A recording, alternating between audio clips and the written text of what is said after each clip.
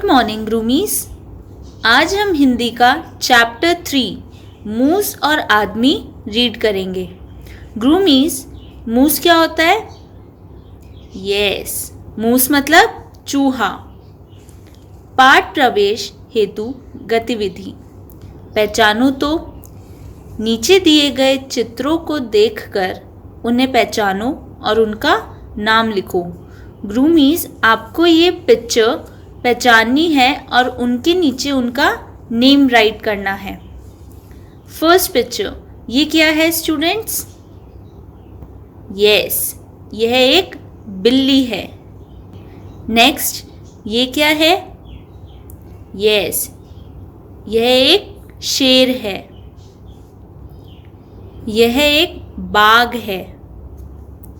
यह एक चूहा है। और यह एक बंदर है। सो स्टूडेंट्स, आपको इनके नेम्स राइट करने हैं। यह चूहा बड़ा भूखा है, इसे इसकी धान की बालियों तक पहुंचाइए।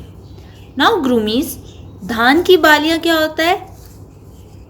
धान की बालियां जो खेतों की फसल होती है उसे हम धान की बालियां कहते हैं। अब ये पिक्चर में जो चूहा है, आपको इसको ट्रेस करते हुए धान की बालियों तक पहुंचाना है।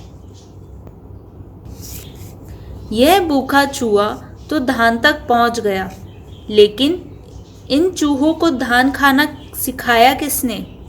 चलो जाने इस कहानी से। कुछ समय पहले की बात है। उस समय मनुष्य के पास धान नहीं था। सबसे पहली बार आदमी ने धान का पौधा नागा नामक गांव में एक पोखर के बीच में देखा।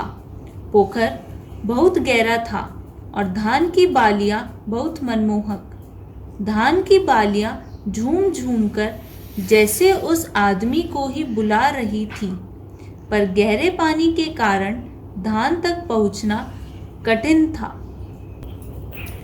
आदमी उपाय सोचता अभी खड़ा ही था कि वहीं उसे एक मूस दिखाई पड़ा।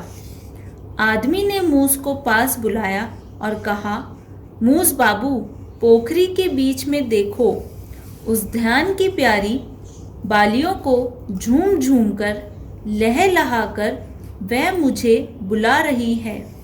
लेकिन पोखर काफी गहरा है। यदि तुम उन्हें हमारे लिए ला दो तो हम तुम्हें तुम्हारी मजदूरी जरूर देंगे। मूस को तैरना आता ही था। उसने आओ देखा न ताओ, छप से कूद गया और सर तैरते हुए पलक झपकते ही बालियों तक पहुंच गया। अब मूस बालियों को दांतों से कुतर कुतर कर किनारे पर लाने लगा। थोड़ी ही देर में किनारे पर धान की बालियों का अंबार लग गया। तब आदमी ने प्रसन्न होकर कहा, मूस बाबू, चलो इसमें से अपनी मजदूरी का हिस्सा तुम स्वयं ले लो।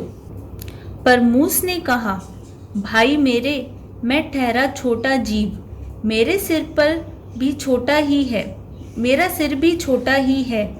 अपना हिस्सा इस छोटे से सिर पर ढोकर कैसे ले जाऊंगा?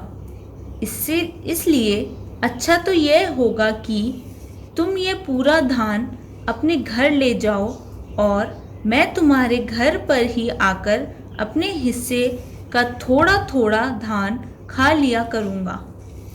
आदमी ने थोड़ा विचार किया और बोला, मूस भाई, तुम ठीक ही कहते हो।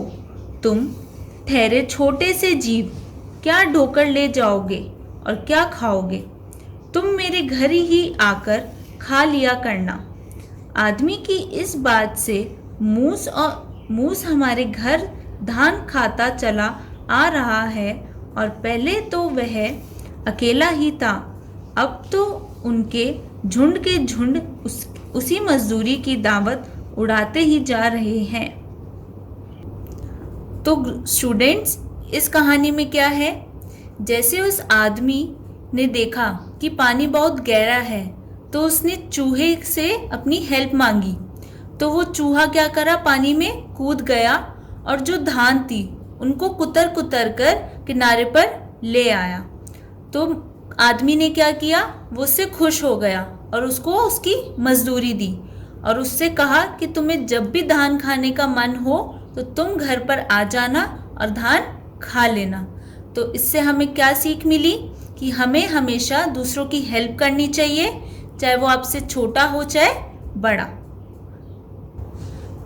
और स्टूडेंट्स, आपको इस चैप्टर को 2 बार रीड करना है ताकि आपको अच्छे से समझ में आ जाए।